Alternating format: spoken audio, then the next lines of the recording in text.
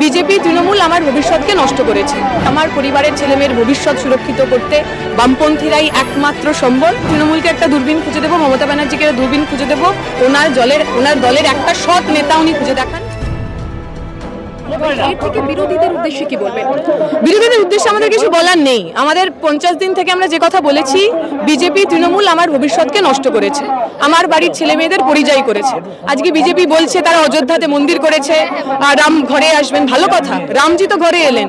আর আমার পরিবারের, আমার গ্রামের যে ছেলেটা মেয়েটা পরিযায়ী হলো, ব্যাঙ্গালোরে কাজ করছে, যে মুর্শিদাবাদ থেকে কেরালাতে কাজ করতে গেছে, যে সে বাড়ি ফিরবে না, তার সুস্থভাবে বাড়ি ফেরাটা সরকারের দায়িত্ব না?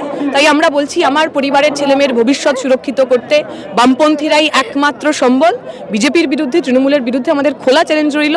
আপনারা যদি যৌবনের এই ভিড় সামিল করতে পারেন, কোনো ঘুষ না দিয়ে, কোনো লোভ না দেখিয়ে, তাহলে আমরা মেনে নেব যে আমাদের রাজনীতিতে দম নেই। জনসমাবেশের আগে বিরোধীরা বারংবার কটাক্ষ করেছে যে মাঠ ভরানো যাবে না, তবে এই চিত্র দেখতে পাচ্ছেন না, যে কি বলবেন? এমনিতে তো ওনাদের একটু মায়োপিয়া আছে, চোখে একটু কম দেখেন। উনি মাঝে মাঝে বলতেন না আমাদের দূরবীন দিয়ে দেখতে হবে।